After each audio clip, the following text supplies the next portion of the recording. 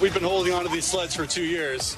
So finally, we found them, dug them out, and yeah, well worth the wait. School was canceled today. It was canceled, yes. So this is a snow day. Official first snow day of the year. A bitter Arctic blast is bringing freezing temperatures to almost 80% of the country and snow. The first time in a long time for a lot of places, but the record low temperatures also bringing dangerous conditions for millions. Hello, I'm Ellison Barber in for Gadi, Schwartz, and this is Stay Tuned Now.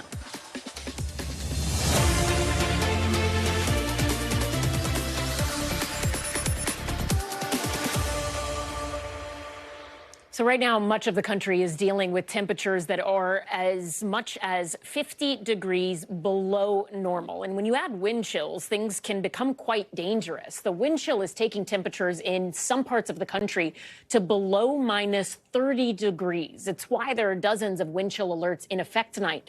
NBC News can confirm that at least 7 people have died because of the cold weather, while several other deaths are suspected to be weather-related, but have not yet been confirmed as that. Along with the record low temperatures, there's plenty of snow and ice across the country. In parts of the deep south, it led to scary moments like this one. An 18-wheeler losing control on an icy highway in Alabama. Eventually, you see it there, crashing into a middle barrier after it swerved back and forth across the highway. In Texas, temperatures froze this home's pool equipment, causing it to explode when the owner tried to turn it back on. The freezing temperatures have closed schools up, down, and across the U.S. and have led to thousands of flight cancellations. Here in the Northeast, the Arctic blast was a welcome sight to some. New York has not seen this much snow in 701 days. And in D.C., the nation's capital, they haven't seen snow in 727 days. So if you love snow, if you got a snow day from school, if you can stay home, it's kind of the dream, right? We have a team tracking this storm and what's to come, both the good and the bad. NBC News meteorologist Michelle Grossman is standing by with the forecast. But we begin with NBC News correspondent Adrian Broaddus in Chicago.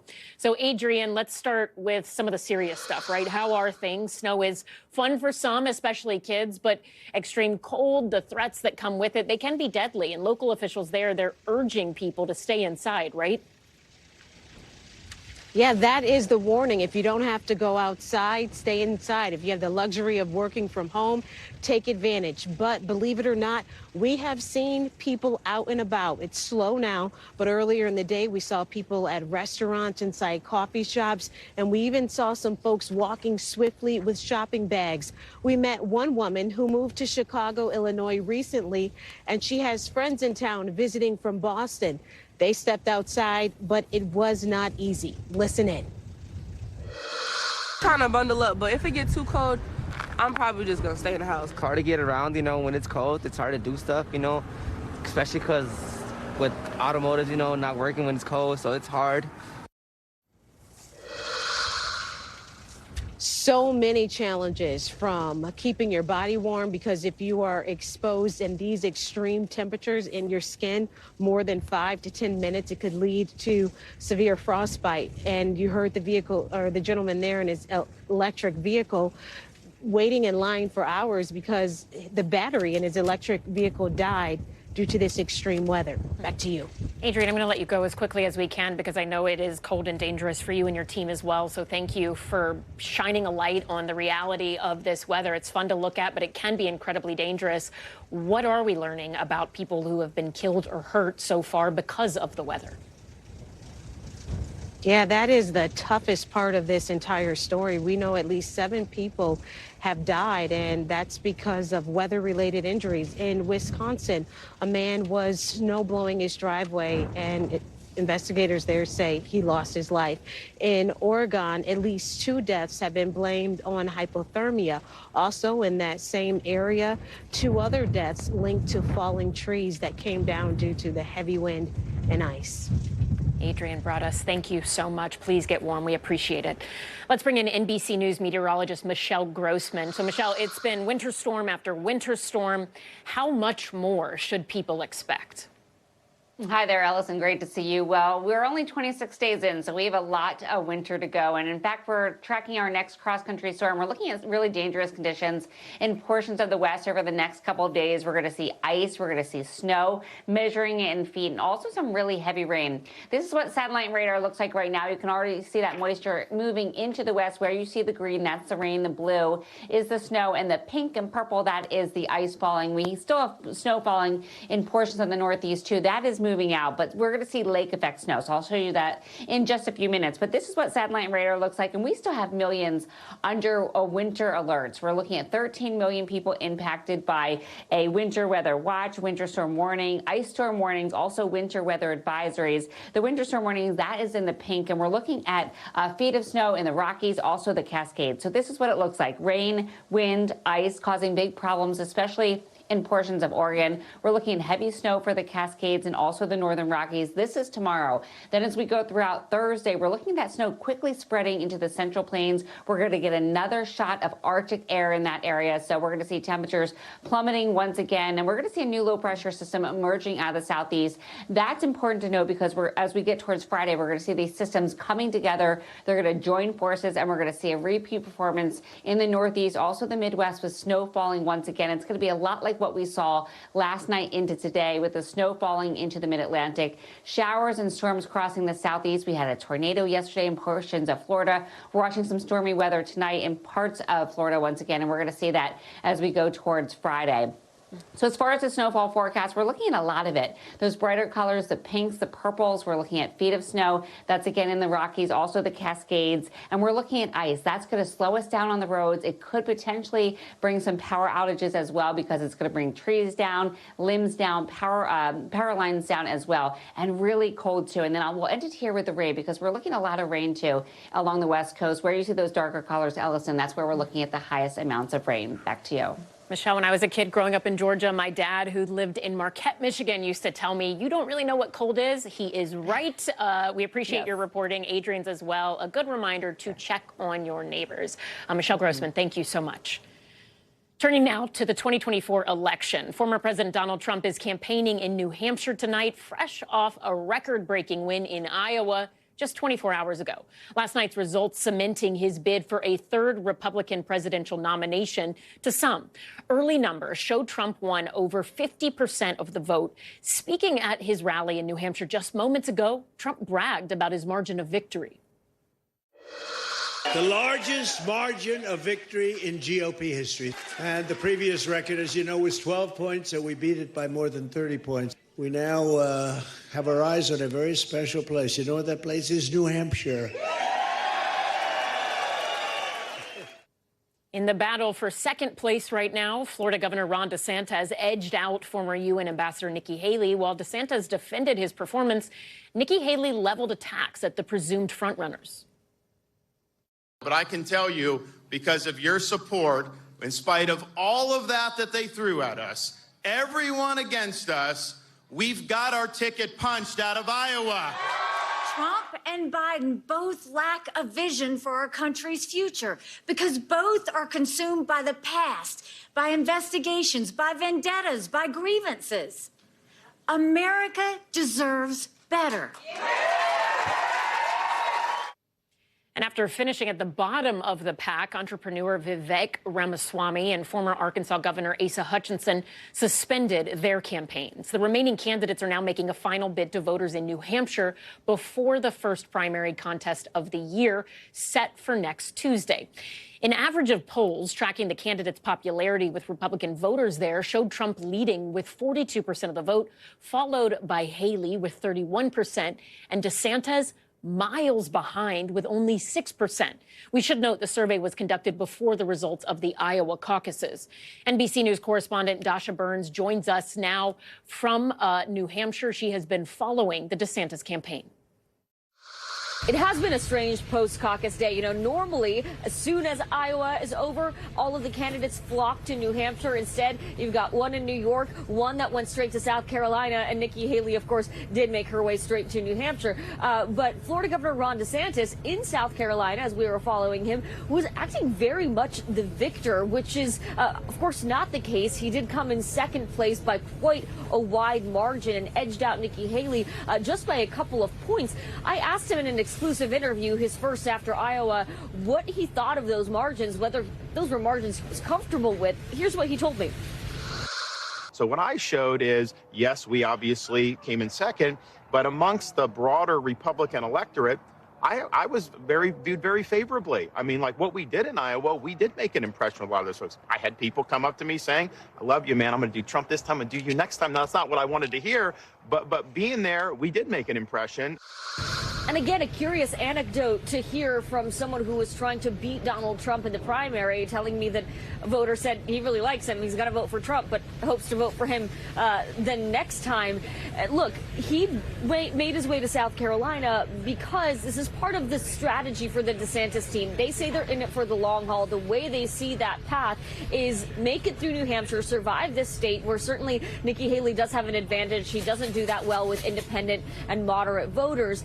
And then get to South Carolina, where there is a much more conservative base, and stop Nikki Haley on her home turf. They believe that this timeline, the month that they're going to have between the New Hampshire primary and the South Carolina primary to really galvanize folks in South Carolina for DeSantis will help them make their way to that long haul that DeSantis has been talking about.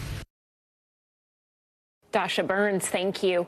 That Republican presidential debate set for later this week in New Hampshire is no longer going to happen. ABC News, which was scheduled to host the debate, canceled hours after Nikki Haley said she would not debate unless Donald Trump did so as well. I mean, I've debated 5 times already and had strong debates. Now it's time to get Trump on the stage. So if he comes, then you'll come. Otherwise, nah. I think we need to say, is Trump going to be on the stage? That's my question. So where does this leave things heading into the New Hampshire primary, which is a week from tonight? NBC News anchor and senior Washington correspondent Hallie Jackson joins us now from Manchester, New Hampshire. So, Hallie, let's start with that debate news. How big of a deal is it for the debate to be canceled this late? Is that something voters in New Hampshire will care about? But let me tell you, listen, that's a good question, Ellison, only because I haven't actually asked it of voters in New Hampshire because it just happened in the last couple of hours. It is such breaking news. But I will tell you this. Voters in New Hampshire have plenty of opportunities to see candidates if they want to, because there is typically, this is a small state, there's a lot of attention and a lot of focus on this state, being, of course, one of the key early ones. So it is not as though exposure to these candidates comes in the form of only televised debates. And in fact, we have seen the ratings soften over the course of this campaign, over the course of these five debates as they've gone on here. So listen, debates are obviously an important part of, any transparent process. I think as journalists, we all get that, the opportunity to ask questions, to have people who want positions of power or who are in positions of power to be held accountable for some of their views. But at the same time, there are a lot of opportunities here for campaign events, et cetera, for voters to see candidates. And then, of course, these candidates, some of them are doing a fair amount of media appearances. You look at somebody like current Florida Governor Ron DeSantis. Remember how he started this presidential campaign? He really didn't do much media. That shifted. And I remember, talking to folks close to his campaign about that. It was a very intentional strategy. After he started slipping in the polls, that was what the timing was, that they started putting him out more and more in front of not just voters, not just potential caucus goers in the case of Iowa, but in front of the media as well, Ellison. So, Hallie, talk to us about just the expectations around the results in New Hampshire in general. I mean, could the results of this primary actually shake up or change the race? It kind of depends on what the results are, right? So there's a couple of possibilities here. If Donald Trump does hold on to the polling lead that so far it's shown that he has here in New Hampshire, and obviously polls aren't votes, but it is an indication, it is a snapshot of where the race is, then he will have won, of course, the first two nominating contests, and that is very significant momentum, because the question then becomes for Nikki Haley and Ron DeSantis, what is their path? How do they actually get to the nomination if they can't close the deal in one of these first couple of states here? If Donald Trump wins, but let's say it's by a very small margin, let's say it's very, very close with Nikki Haley, I do think you'll see the Haley campaign look to hold on as long as they possibly can. Nikki Haley could potentially win here, although I will say that not even one of her top surrogates in this state, the governor here, New Hampshire Governor Chris Sununu, thinks that that is necessarily the likeliest outcome. I asked him about that today. I said, is New Hampshire a make or break state for Nikki Haley? And he says, well, I wouldn't say make or break. He said, I think she's going to do really well. I asked him what really well meant, and he said, well, I think a strong second place showing, maybe winning outright. So that gives you, I think, a level set on where expectations are from people close to her, obviously, from people who are out there campaigning for her, like Governor Sununu. Let's say she does win outright. I mean, listen, that is a dynamic that becomes very interesting, because traditionally, historically, you've seen that for people to go on, for a candidate to go on in an open Republican primary and win the nomination, they will have won typically one of the first two states. And so that is potentially significant for her if it were to happen. Again, strong second place, as her sort of allies have suggested, would be kind of they see likely in this state, given the makeup of the voter base here. That, again, is a reason for her to hang on until she gets to her home state of South Carolina. And South Carolina is where Ron DeSantis is playing as well. Anything could happen. He could potentially come and pull out, you know, some huge surprise win. There's nothing in the data, there's nothing in the numbers that suggests that that is the case, especially with very little, I should say, ad spending here. You've seen Nikki Haley and her allies put in nearly $30 million into New Hampshire alone over the course of this. She has spent more time here. She's visited for more days than both DeSantis and Mr. Trump combined, Ellison. Fascinating stuff. Hallie Jackson in New Hampshire. Thank you. Don't go anywhere, because we are just getting started. A convicted killer just admitted to nearly a dozen more murders, but get this, he confessed to it all on his deathbed. Plus, fresh off his win in Iowa, former President Trump was back in court today. We have those details and some pretty big shakeups in the NFL. We're going to take a look and also dive deeper into the dangers of the sport. But speaking of the NFL, check this out, because fans in Buffalo, they had to work pretty hard just to get to their seats. Snow piled high in the stadium ahead of the playoff game yesterday against the Pittsburgh Steelers. But it must have been worth the effort, at least for the Bills fans, because the Bills came out on top, keeping their championship dreams alive. We will be right back. Welcome back. Let's take a quick look around the world. In China, evacuations are underway for more than 1,000 people who have been trapped for the past week. Heavy snow caused dozens of avalanches in a remote skiing area in the northwestern part of the country, blocking roads and making travel virtually impossible. Food and fuel are now being flown in, and those injured are being airlifted out. In the Middle East, the U.S. shot down a missile allegedly fired by Houthi rebels in Yemen. Pentagon officials say the missile was fired towards the USS Lagoon in the Red Sea, but was shot down in the Gulf of Aden. It marks the first known attack on U.S. forces from the Houthis since American strikes against the Houthis inside of Yemen began on Friday.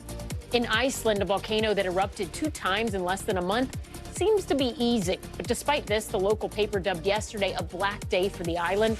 Bright orange molten lava seared a fishing town and set several homes ablaze. And in Portugal, it pains me to say this, but the world's oldest dog might be a fraud. The Guinness World Record is temporarily suspending the record for Bobby, who we thought died last year at the age of 31. Turns out the evidence supporting his advanced age was murky, and vets pointed out numerous discrepancies. New tonight, Qatar says it has brokered a deal between Israel and Hamas to send medical supplies to hostages being held in Gaza in return for additional medicine and aid for Palestinian civilians inside the Gaza Strip. This as Israel now says the intensive part of its invasion in Gaza will end soon. NBC News foreign correspondent Raf Sanchez has the latest. There does now appear to be a long-awaited deal to get medicine to those some 100-plus Israeli hostages being held in Gaza, something their families have been calling for since October 7th. There has been a lot of negotiations around this, but now both Qatar and the Israeli government saying a deal has been struck. Under the terms of this agreement, Israel allowing more medicine in for Palestinian civilians in some of the hardest hit areas of Gaza, and in return, medicine will be delivered to the hostages. According to Qatar, this medicine for the hostages purchased in France, taken to Qatar. Tomorrow, it will be flown on Qatari aircraft to Egypt. It remains a little unclear what the last mile of this delivery is. It may be that the Red Cross has a role to play here, a role we've seen it play in the past when it comes to the hostages. Israel is demanding verification that the medicine actually makes it to the hostages. We are also hearing from Israel they are scaling back what they're calling the most intensive phase of their assault on Gaza. In theory, what this means is major military operations have finished in the north. The focus is now on the south, where nearly the entire population of the Gaza Strip is, including those residents displaced from their homes in the north. Israel saying the focus will be more surgical, more special forces raids, more targeted drone strikes. One of the big priorities is hunting down Hamas leaders in the southern city of Han Yunis.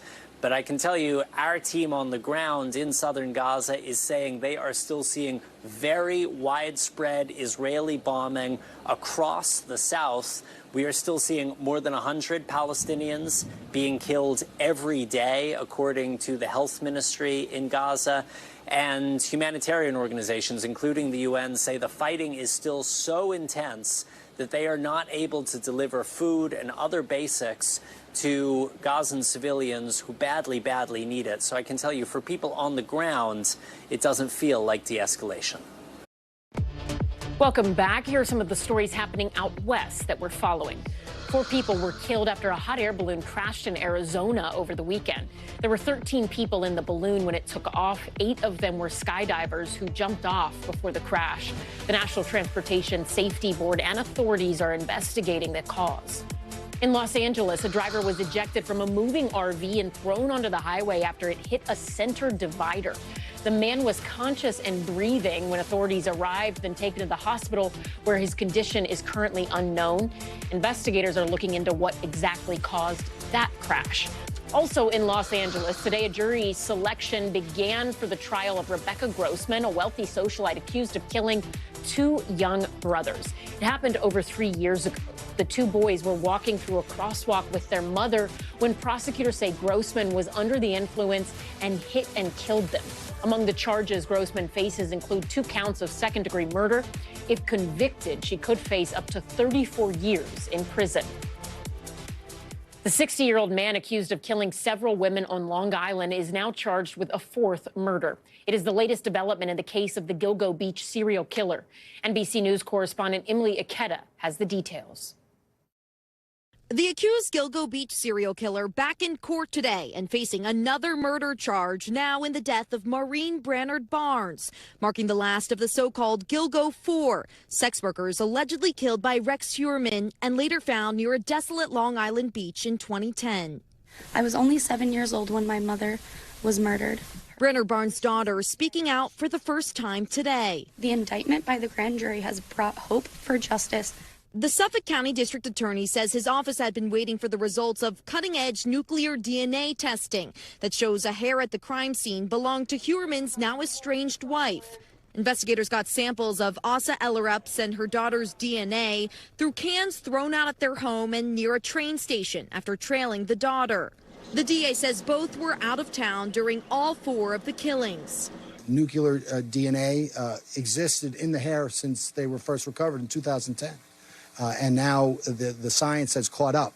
But the suspected killer's attorney is calling that evidence problematic and says Heuermann maintains his innocence. All along, we've been told there's no nuclear DNA. And now, for the first time, 13 years later, what was once unsuitable is now nuclear capable. we're going to have to look into that. New court documents also detail how Huerman used burner cell phones to contact sex workers as recently as last year and searched for updates on the investigation, including sister reveals more about Maureen Brainerd Barnes' mysterious disappearance. Tonight, more than 16 years since that disappearance, Brainerd Barnes' family's pain still palpable. Losing Maureen has become a wound that never truly heals. It remains a part of me. A convicted murderer who was on his deathbed in a Michigan prison came out of a coma and confessed to killing 11 women before he died last month. Now police are trying to give some closure to families whose loved ones were murdered. Susan Samples from our friends at WOOD-TV in Michigan has more.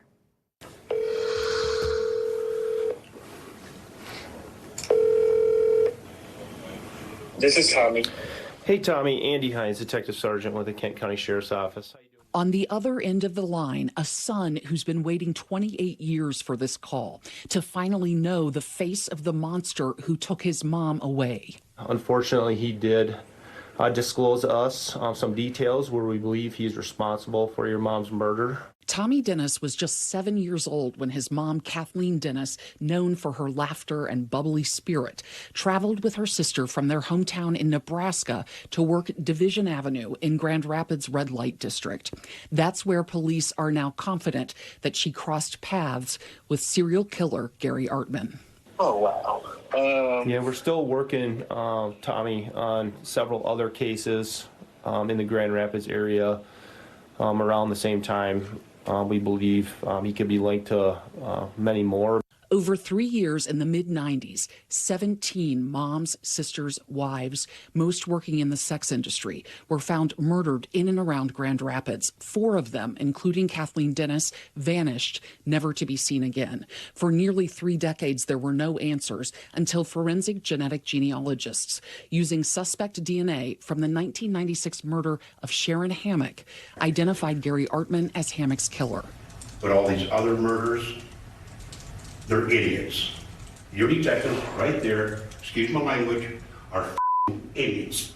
Artman, defiant at his sentencing, stuck to his claim of innocence. But 3 months later, as he neared death, a stunning confession. Sources confirmed to Target 8 that the long-haul trucker said he murdered 11 women, 10 in Grand Rapids, including Sharon Hammock, and 1 in the state of Maryland. 24-year-old Dusty Shuck was found beaten and stabbed off I-70 near a truck stop. She was an amazing soul. She was good inside and out. Dusty Shuck's mom, Lori Kreitzer, told Target 8 Artman was in a coma on a respirator, expected to die. And he did not die. He came out of the coma after the respirator went out and fully confessed to Dusty's murder. So at least he did that, and then died the 28th at the hospital, and Dusty's birthday was the 29th. So she would have been 42. Kathleen Dennis would have been 56. Detectives said, based on details Artman provided, it's unlikely Dennis's remains could ever be recovered. This, at least it, provides some kind of closure. I mean, ideally, I would like her returned to me, but this is just kind of where things are at. Tonight, in the future of everything, a bit of a reality check. We're talking electric vehicles. Sales have skyrocketed in recent years with car companies ramping up production. But for some EV owners, driving in the winter can prove difficult. Charlie Wojciechowski from our Chicago affiliate explains. In Evergreen Park, it is a line filled with frustration. I've been waiting about, 3 hours? EV drivers almost out of charge, waiting to plug their cars in. You have to come up here, wait 2 hours to get on the charger. They tell you the chargers are fast. It takes 2 hours to charge your car. That is, if you get there. Some EVs ran out of juice and had to be towed away. It started over the weekend and continues today. EV drivers learning the hard way that their cars don't go as far as they usually do when the temperatures are below zero. I think EV owners are discovering for the first time that it's what gas car owners knew decades ago, that when it gets really cold, you don't want to get too low on your power supply. In Norway, where half of new cars are electric vehicles, the Norwegian Automobile Federation found that EVs lose about 20% of their driving range in the cold. The AAA found that percentage could more than double if the heater was on full blast. When it comes to holding their charge, not all EVs are created equal. Research firm Recurrent found that the Chevy Bolt lost about a third of its range in freezing temperatures. The BMW i3 fared slightly better. The Tesla Model S only lost 4% of its range. The Hyundai Kona also did well in the cold and added range when it was warm outside. Carfax editor Patrick Olson says if you have an EV, it's crucial to have a home charger. If you're traveling, plan ahead, make sure you know where your level 2 and in some cases level 3 chargers are so that you can get there. Gary Green says when it comes time to change cars, the next one won't be electric. I rent this through Uber, and I'm really going to take this back and see if they got gas cars. Our thanks to Charlie Wojciechowski. The NFL playoffs divisional round is now set after a dramatic weekend of games, including a couple of big upsets. Now the rumor mill is firing off with potential firings, hirings, and even players calling it quits. NBC's Sam Brock has the latest. It has been an upside-down world in the NFL over the last 72 hours, with overwhelming favorites from America's team, the Dallas Cowboys, to the Philadelphia Eagles getting pounded, and really that prompting questions about what's going to happen with the organization, specifically at the top with the head coaches. It's like waiting for the other shoe to drop right now with Mike McCarthy, the longtime coach of the Dallas Cowboys, who came to that city promising success in the playoffs. And in the regular season, he's been very successful, 12-plus wins every single year, except he only has one playoff win, no conference championships, no Super Bowls. And in the world of Jerry Jones, that is highly problematic. He could lose his job. Nick Sirianni also, the head of the Philadelphia Eagles, head coach there. He made the Super Bowl last year. He might not survive the next couple of weeks, as you're looking at a team that has been decimated by injuries, but still collapsed after a 10-1 start. So those are two hot names to keep an eye on. Bill Belichick, of course, after 24 years in New England, speculation is definitely heating up as to where his next head coach job might be. According to the Atlanta Falcons, they actually tweeted this out. They interviewed Belichick for their open position. That is a team that is loaded with offensive talent, something that Bill has really lacked on his roster the last few years, but no established quarterback. So again, it's going to be really a question of whether or not he's looking for a particular setup, if he wants some sort of talent but really needs a quarterback or not. Keeping an eye on that. And then lastly, player speculation. So Dak Prescott, who had a magnificent regular season, arguably his best in the pros, once again disappoints Dallas. Will he have to restructure his contract? Can you pay someone $40+ million a year at the quarterback position and still be able to maintain the rest of the talent on your roster? Not if you're not delivering W's in the postseason. And lastly, Jason Kelce, and this is a big one, a cornerstone for his franchise, right? Someone who has not only been to 6 Pro Bowls, but helped to deliver a Super Bowl championship to the city of Philadelphia, is beloved, plays one of the most offensively important, but also wear and tear positions in the NFL, physically demanding as a center. He has talked about the fact in recent years that it has taken a toll on his body. He had considered retirement.